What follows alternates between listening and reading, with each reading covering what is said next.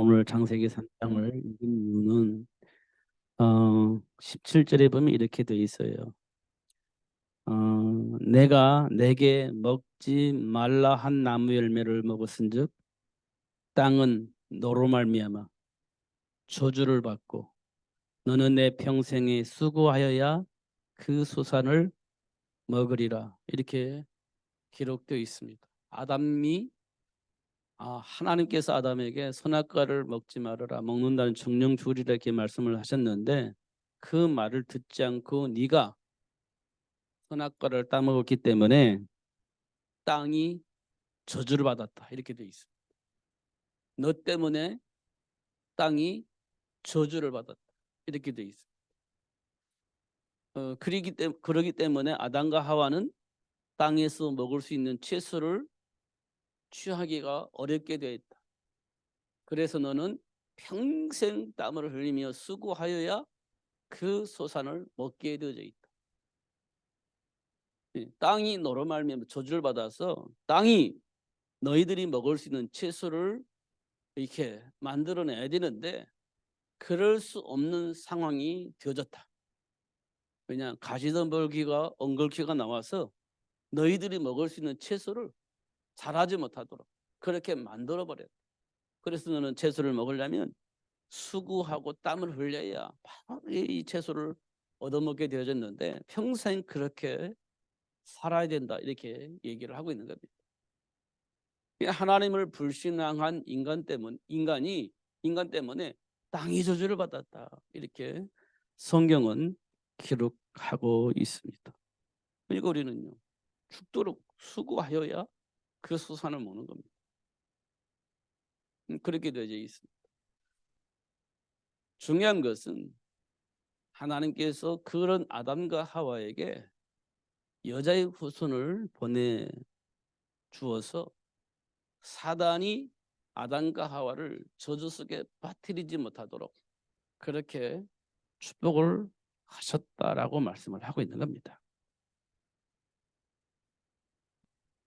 그래서 우리가 기도해야 되겠고, 그 다음에 뭐예요?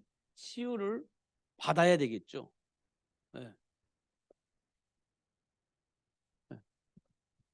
다시 말하면 왜 그런지 원인들을 알고 그 문제를 해결할 수 있는 답을 찾는 거예요. 원인도 알고 답도 찾아낼 수 있어야 돼요. 그게 치유입니다. 치유. 해결되지 않아도 돼요. 원인을 알고 답을 알면 해결되지 않아도 돼요. 왜냐하면 답을 알고 있기 때문에 행복한 겁니다. 예를 들어서 베드로가 예수님이 십자가에 박혀 죽으실 때 왜 예수님을 저주했을까요? 왜 모른다고 했을까요? 죽음이 두려워서 그런 거예요. 죽음이 두려워서 예수님을 부인하고 저주를 하게 된 겁니다. 죽음이 두려워서 그런 거예요. 그런데 예수님께서 베드로에게 무슨 말씀을 하셨냐면 음부의 권세가 너를 이기지 못할 것이라고 말씀을 하셨어요.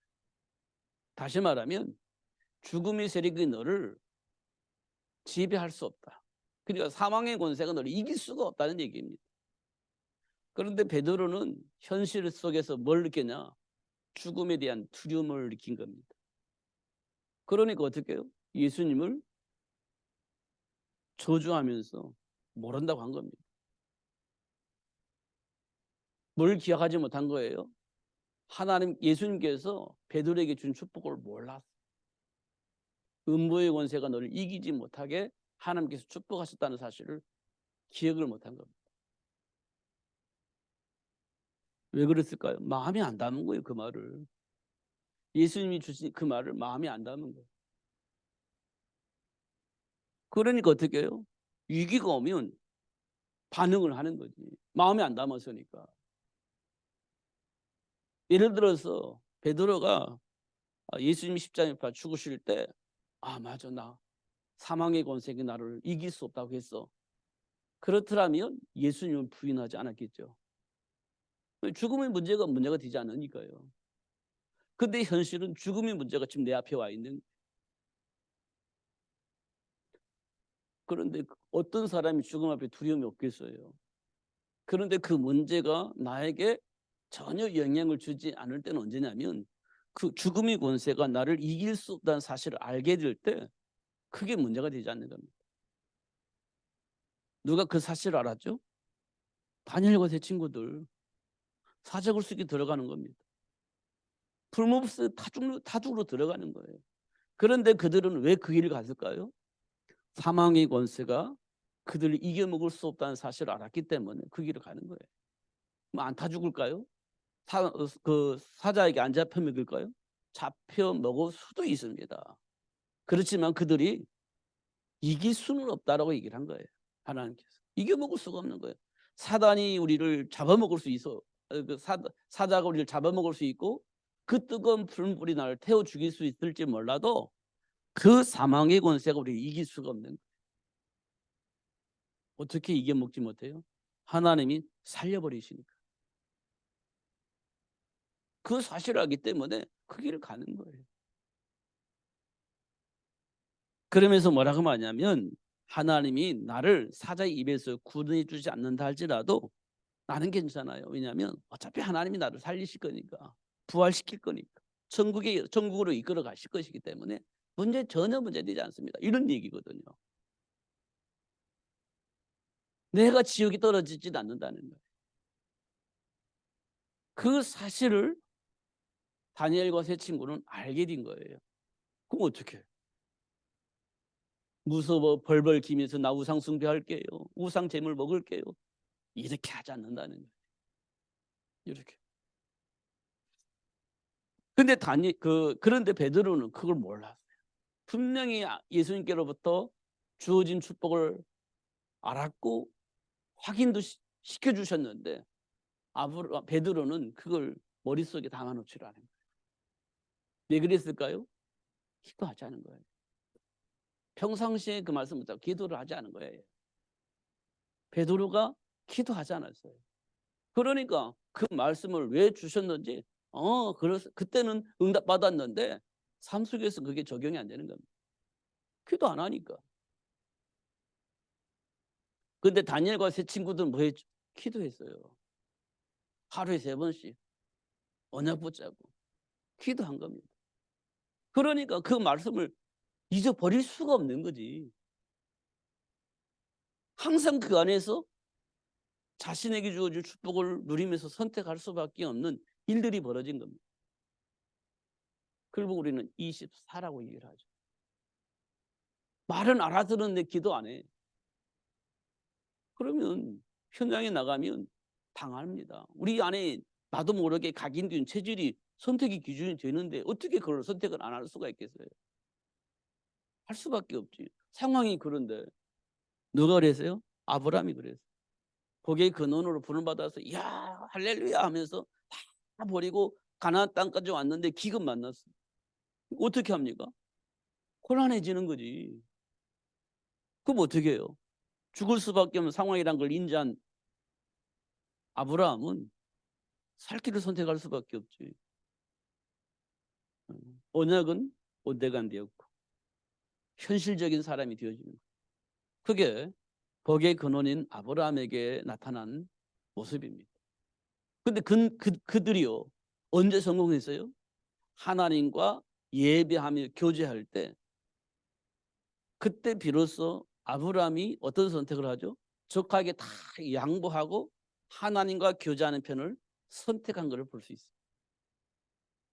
언제죠? 기도할 때. 그런 선택이 되어진다는 사실을 확인할 수 있어요. 그때 아브라함은 뭐가 되죠? 복의 근원이 되죠. 318명의 가병을 거느릴 수 있을 만큼 복을 받고 모든 천하 만민에게 살아계신 하나님 어떤 분이신지 알릴 수 있는 증거들을 얻게 되죠. 그게 아브라함에게서 나타난 것들이에요. 그럼 우리는요, 잘 확인해야 됩니다. 하나님 주신 말씀이 내게 응답으로 온 그 말씀이 내가 삶 속에서 누려야 할 축복이 내 삶 속에서 적용되려면 뭐 해야 되겠어요? 언약 붙잡고 기도하는 것이 굉장히 중요하다는 거죠. 그걸 놓치면 우리 현장에서요, 다른 걸 선택하는 거예요. 현실적인 선택을 하는 겁니다. 이런 것들 우리가 확인할 수 있죠. 하나님은 우리에게 말씀을 주신 이유는 현실적인 겁니다. 그냥 꿈속에서 막 헤매고 다니는 그런 게 아니에요. 우리 신앙생활은 굉장히 현실적입니다. 그것 때문에 하나님 말씀을 주신 거거든요. 근데 우리는요, 꿈속에서 사는 것처럼 신앙생활을 하는 거예요. 현실과 전혀 상관이 없는 그냥 꿈속에서 사는 것처럼 신앙생활을 하면 안 되는 겁니다. 그걸 보고 신비주의라고 하는 거예요. 하나님이 말씀을 주신 것은 현실적이다. 왜냐? 하나님과 함께한 축복을 누리지 못하게 방해하는 사단이 이 세상을 지배하고 있어요. 세상 문화를 통해서, 풍조를 통해서 이 세상을 지배하고 있습니다. 그래서 그 문화 속에 따라가다 보면 하나님의 말씀이 현실적이지 않다라고 생각되는 거예요. 그럼 사단이 만든 문화가 현실적이고 하나님의 말씀은 현실적이지 않다라고 생각을 하는 겁니다. 그러면 어떤 말을 더 선택을 하겠습니까? 현실적인 그걸 선택을 하겠죠. 그게 사단이 만든 문화예요. 그게 현실적이라는 거예요. 하나님의 말씀이 현실적이지 않다는 겁니다. 그러니까 당연히 하나님의 말씀 안 선택을 하는 거죠. 이런 것들을 우리가 확인할 수 있습니다. 사실 하나님께서 요셉을 통해서 무슨 꿈을 줬냐면 들판에 이제 추수를 하는데 11곡단이 있는데 자기가 중심에 있고 10곡단이 자기 절을 하더라는 거예요. 그러면 나를 중심으로 우리 형들이 나를 절을 한다는 거야? 이렇게 이제 얘기를 한 거예요. 형들이 기분 나쁘잖아요. 네가 뭐길래 내가 너희들한테 절을 하냐? 이렇게 해석을 했잖아요. 근데 한 번도 꿈을 꾸는데 해와 달과 11별이 자기한테 절을 하더라는 거예요. 그러니까 형들이 뭐라고 하냐? 아니 엄마 아빠가 너한테 절을 한다고? 말이 되냐? 이렇게 얘기를 한 거예요. 근데 요셉에게 이 꿈이잖아요. 하나님께서 나에게 이런 비전을 주셨구나 이렇게 생각했잖아요. 근데 현실적인 것은요. 현실은 애굽의 노예로 팔려나가는 거예요. 애굽의 노예로. 아니 해와 달과 11별이 나에게 절을 한다고 하나님께서 꿈을 주셨는데 현실은 노예로 팔려가는 거예요. 얼마나 힘들겠어요. 아니 언제는 형제들이 나한테 절하고 엄마 아빠가 나한테 절을 하면서 그렇게 하게 만든다 하더니 이거 뭐예요? 이렇게 상황이 힘들어질 거 아니에요. 분명히 꿈은 있고 비전이 있는데 현실적인 노예니까 얼마나 힘들겠어요. 심리적으로. 근데 그걸 어떻게 극복했죠? 하나님 주신 언약 속에서 기도하는 걸 쉬지 않고 한 거예요. 그러니까 그게 극복되는 겁니다. 그리고 그 안에 있는 축복을 통해서 만세가 형통하게 되어지는 형통케 하시는 하나님의 역사를 보게 된 거죠. 그게 요셉의 삶의 모습입니다. 하나님 주신 언약 속에서 현실을 보는 거죠. 재해석을 하는 겁니다. 근데 우리는요. 현실이 전부이기 때문에 하나님 말씀과 상관없이 현실적인 삶을 선택을 하는 거예요. 이 땅에 대부분의 사람이 그렇습니다. 현실은 사실이니까요. 근데 하나님의 말씀은 꿈 같은 얘기예요. 이렇게 우리가 판단을 하는 겁니다. 이런 것들을 우리가 이제 볼 수 있어야 돼요. 사실적으로 하나씩 봐야 되는 겁니다. 여러분 현장에 나가면 뭐가 많죠? 우상들이 많습니다. 우상들이. 막 곳곳에 그 깃발 세웠잖아요. 무속인들이. 그 무속인들 어떤 사람들이에요? 귀신 들린 자들이에요. 그게 무속인들 아닙니까? 점 보는 사람들 무속인들이에요. 굿하는 사람들 무속인들이에요. 그게 누구냐? 귀신 들린 자들이에요. 하나님의 영이 사로잡힌 게 아니고 귀신 들린 자들이에요. 뭐 인정합니까? 안 합니까? 인정하잖아요. 무당들이 누구예요? 귀신 들린 자들이에요. 인정합니까? 안 합니까? 하는 거잖아요. 귀신이 있다는 거예요, 없다는 거예요? 있다는 거잖아요. 그러면 귀신에게 사로잡히면 어떻게 해요? 그래요. 무당짓을 하는 거예요. 잡히면. 못 빠져나가. 자녀들까지 무당짓을 해야 되는 거 맞잖아요. 수없이 봤잖아요. 근데 그 문제가 어떻게 하면 해결돼요? 마귀 일을 멸하신 예수님을 통해서 해방되는 거지 않습니까? 성경은 그렇게 말하고 있잖아요. 근데 우리가 인정을 하면서도 인정 안 하는 게 뭡니까? 그리스도입니다. 안 하잖아요. 무당은 인정하면서 그리스도는 인정 안 해요. 마귀의 일을 멸하신 그 귀신의 세력을 완전히 박살낸 그리스도를 인정 안 해. 그럼 언제 그리스도를 누릴 수 있겠습니까? 못 누려요. 신앙생활 하는데 그리스도를 인정 안 하니까 그 안에 준비된 축복을 누릴 수가 없는 거죠. 그럼 세상은요, 날로 날로 험악해지는 겁니다. 세상은 날로 날로 타락되는 거예요. 우리는 그 문화가 좋다고 즐기면서 사는 겁니다. 특별히 랩런트들에게 이 놀라운 일입니다. 그 문화에 잡혀가지고 지금 정신적인 문제가 심각해져 오고 있다는 겁니다. 근데 몰라. 심각해지고 있는데. 그 막 겉으로 나타나는 것만 가지고 막 울고불고 해도 해결을 할 수가 없다니까요. 울고불고 해도 안 돼. 그게 영적 문제인 겁니다. 문제가 있으니까 울고불고 할 거 아니에요. 살려달라고. 해결 안 됩니다. 언제 해결돼요?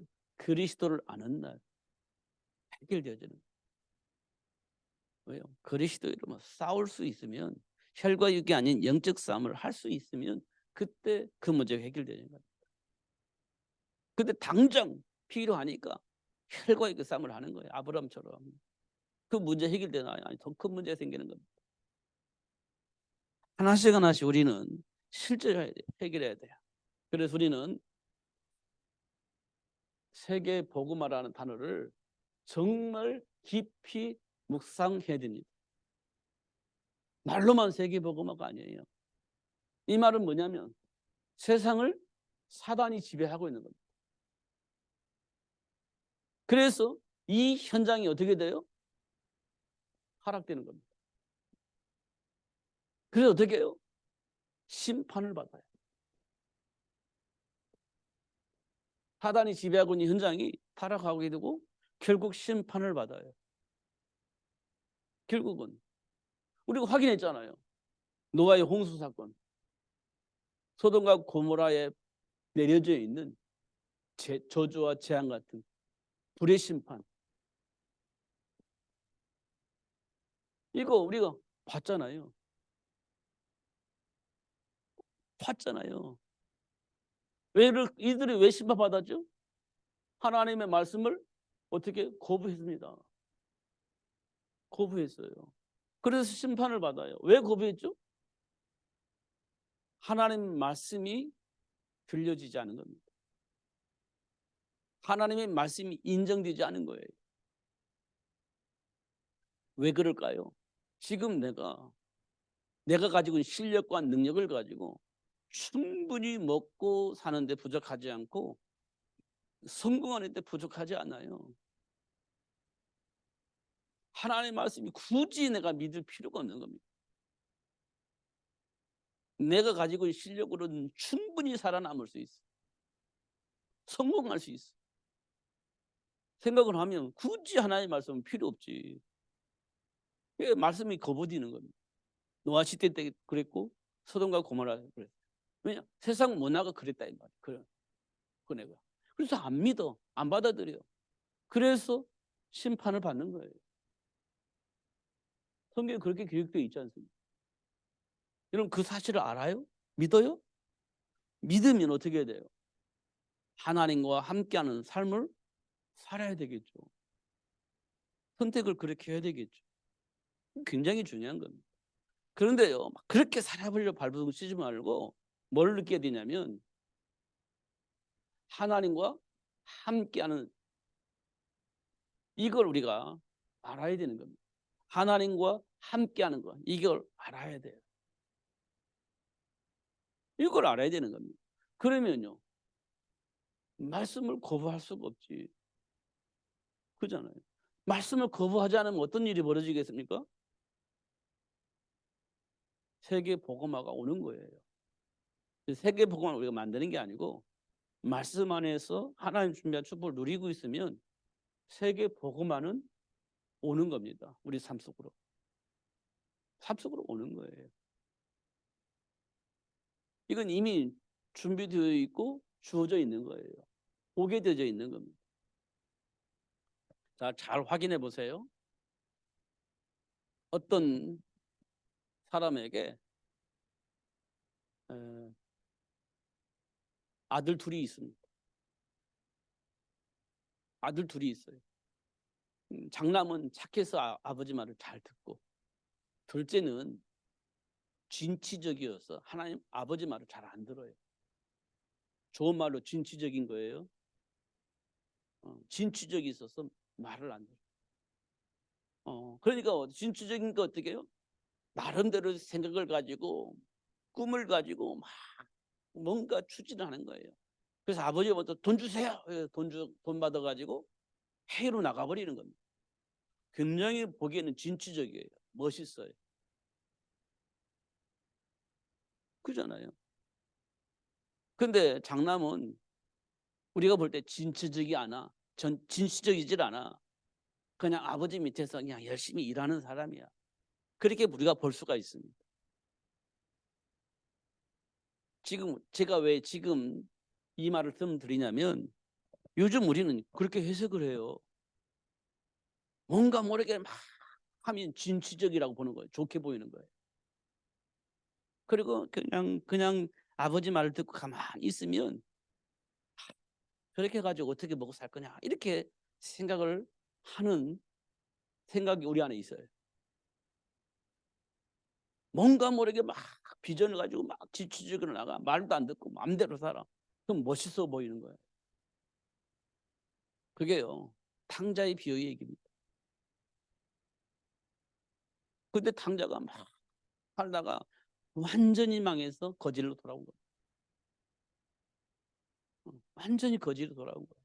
그때 아버지가 죽은 자식 돌아왔다 생각하고 얼마나 잔치를 합니까? 잔치하잖아요. 그런데 이 아들이 아버지 저놈을 왜 저렇게 합니까? 이렇게 얘기를 하잖아요. 잘 해석을 해보면 불신자는 그렇게 살고 돌아올 수도 있고 하나님은 충분히 그 배경도 알고 수용할 수도 있고 이런 거 얘기를 하고 있는 거거든요. 지금 우리 현실의 모습이 그렇습니다. 그래서 세계 복음화는 뒤어지게 돼 있어요. 아들 돌아오게 되고 그 아들 통해서 막 하나님 준비한 축복이 무엇인지 모든 사람들에게 알게 하고 잔치하고 막 이렇게 되는 겁니다. 이게 세계 복음화입니다.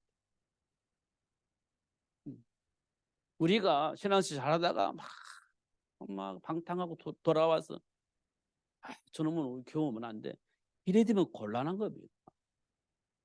그럴수록 어떻게 우리는 그럴수록 빨리 그 복을 받아 누릴 수 있도록 수용하고 함께 갈 수 있어야 돼요. 그래야 되잖아요. 그게 탕자의 비유에서 우리에게 보여주신 내용이에요. 배신자 오면 안 돼. 이렇게 되면 곤란한 겁니다. 누구든지 복음 안에서 하나님 축복을 누릴 수 있도록 도울 수 있는 삶의 시스템이 되어져야 됩니다. 그죠? 그런 것들이 여기 굉장히 중요합니다. 이게 결국은 하나님과 함께하는 복을 알면 이런 일들이 벌어지는 겁니다. 근데 이거 모르면 따져. 그러면 따지면 이 하나님과 함께 축복을 누릴 수가 없는. 그 평안이 없지. 따지니까. 이미 따진다는 건 평안이 없는 거예요. 그렇잖아요. 그러니까 함께 이 비밀을 누리면 평안이 있고 그 평안 속에 누구든지 수용할 수 있고 이런 일들이 벌어지는데 그러지 않으면 따지게 되어 있습니다. 그럼 어떻게 해? 함께 할 수가 없는 거죠. 따지면 함께 할 수가 없어요. 너는 나, 나는 나. 이렇게.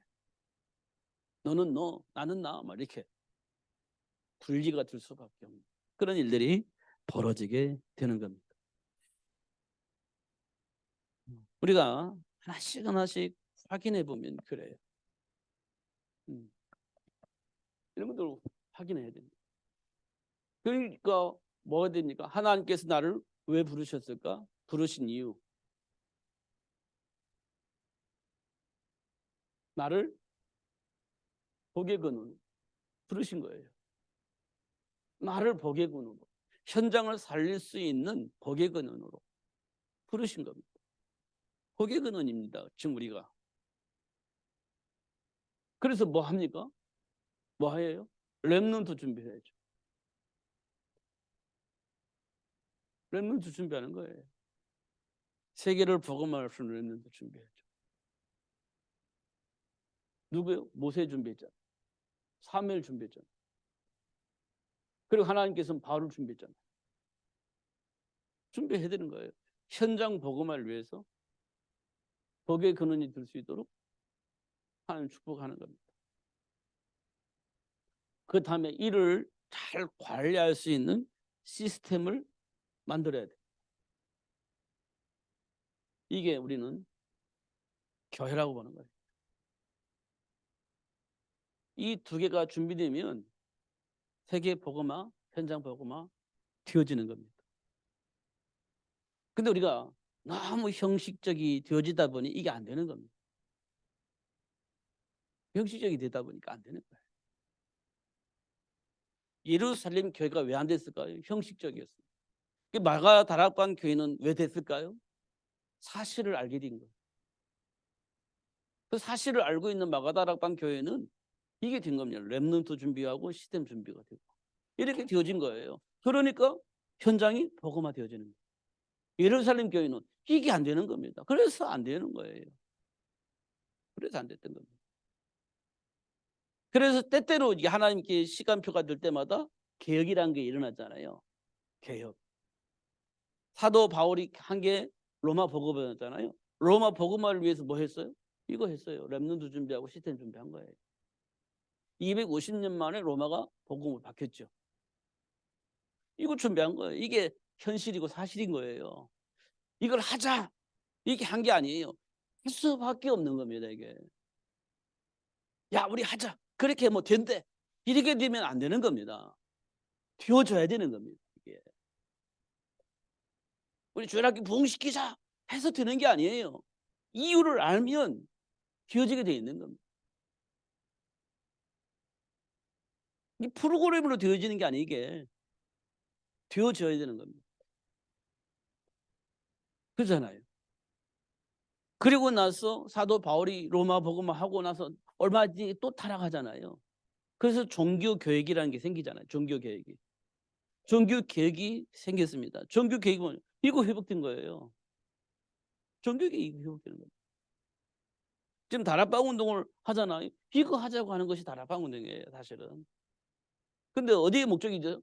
237 나라 5천 종족을 살리려면 이거 해야 된다고 렘넌트 운동하자. 정직자 운동하자. 이런 겁니다. 왜냐? 현장을 살릴 수 있는 시스템을 만들어야 된다는 겁니다. 이거 굉장히 중요한 거죠. 그런데 이게 왜 안 되냐? 현실 보면 이게 안 되는 겁니다. 현실을 보면. 현실은 막 날고 기고 막 멋있게 사는 사람 많이 있어요. 나도 저렇게 살고 싶어. 근데 교회 와서 보니까 참 답답한 겁니다. 그러니까요. 세상 문화 속에 살고 있는 삶의 체질들이 가득 차 있는데 교회 와 보니까 좀 찌질하게 있는 겁니다. 벌써 마음이 문이 닫혀버려요. 아, 난 저렇게는 안 살고 싶어. 이런 겁니다. 말씀이 안 들어오는 거지 그러면. 들을 수가 없죠. 그러면 이거는요. 되어지지 않는 겁니다. 세상은 날로 타락하고 있고 타락이 좋은 거라고 생각을 하는 거예요. 쾌락이 좋은 거 아니에요. 그런데 날로 타락하고 그렇게 되어 있는 거죠. 쾌락을 즐기며 사는 거예요. 우리 세상은요 망하는 겁니다. 어느 날 망하게 돼요. 시간표가 와요. 전혀 준비가 안 돼요. 그런데 막 체질되어 있으면 하나님 말씀 막 신경질 납니다. 그럼 어떻게 돼요? 핍박하죠. 사람을 죽이기도 하고. 이런 일들이 벌어지는 겁니다. 그러면 핍박받는다 얘기를 하는데요. 그래 조금만 생각해 보면 이런 삶의 문화가 뿌리내리지 못하도록 렘넌트를 준비하는 굉장히 중요한 일이에요. 중요한 일이에요.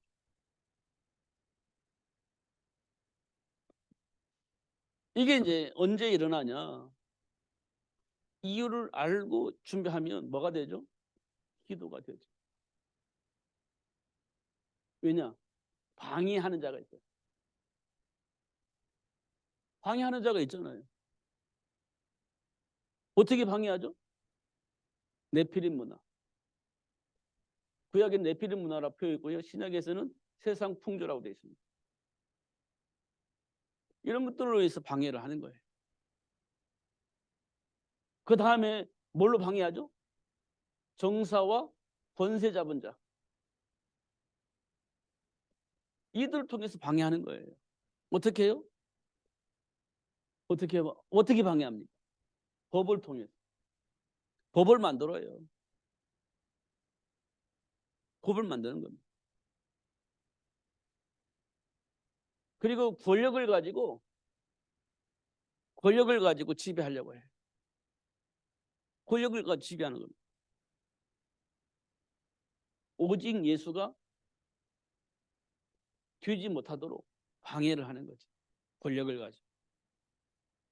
이게 삶의 현장에 있는 사탄이 문화를 통해서 정사와 권세자를 통해서 지배를 하고 있는 거예요. 방해를 하고 있는 거예요. 그럼 뭐 해야 됩니까 우리가? 싸워야죠. 그게 기도입니다. 그런데 이 과연 우리가 싸워 이길 수 있을까? 싸울 수 있을까? 이런 생각하면 우리는 아무것도 할 수가 없는 겁니다. 그러나 이것이 사실이란다면 예수 이름으로 기도하는 것 외에는 이걸 이길 수 있는 방법이 없어요. 출애굽이 언제 됐죠? 모세를 통해서 애굽에 있는 애굽에서 노예 생활하고 있는 이스라엘 백성들을 살리려는 해방시키려는 하나님의 계획 속에 모세가 들어가 있었던 겁니다. 근데 모세는 할 수 없다고 죽으라고 거부했죠. 근데 하나님이 들어보냈습니다. 그럼 믿고 싸워야 되잖아요. 싸울 수 있는 힘도 조직도 없어요. 뭐 했죠? 기도했습니다. 하늘 주신 언약 붙잡고 기도했어요. 그때 하나님께서 어떻게 작업하셨어요? 노예로 해방시켰나요? 아니에요. 방해하는 애굽의 모든 세력을 무너뜨려 버렸어요. 기도할 때 그 세력들을 무너뜨려 버렸어요. 그러니까 알았어 놓아줄게. 그리고 나서 이제 멈추니까 안 놓아주잖아요. 멈추니까 안 놓아줘. 그러니까 또 기도하는 거예요. 그러니까 또 저주와 같은 재앙이 발생하잖아요. 그러니까 애굽 왕이 알았어 놓아줄게. 이걸요 10번이나 반복하는 겁니다. 10번이나 반복해요. 그런데요 기도할 때마다 하나님 역사하셔서 결국은 희생 제물의 어린 양의 피를 문수줄 딱 바르는 날 해결되는 겁니다. 문제 해결된다고 해서 해결되는 게 아니에요. 희생 제물 어린 양의 피 그리스도를 알게 해줄 때 끝나는 겁니다. 그러면 출애굽이 되어지는 겁니다. 되어지게 되어 있어요. 그게 기도입니다. 기도할 때 역사가 일어나요. 하나님 역사하실 때 역사가 일어나는 거예요. 부르신 이유 알고 기도할 때 하나님 역사하신다. 그래서 결국 뭐하냐? 가나안 땅 정복하고 결국 뭐하냐? 로마 복음하고 결국 뭐 할 것이냐? 세계 복음화 하는 겁니다. 그게 하나님이 하시는 일들이에요. 이 말씀 붙잡아야 돼요. 굉장히 중요한 일이에요. 이 현실 나가면 바빠. 지금 상황이 지금 그래. 이렇게 우리는 돌아갑니다. 맞잖아요.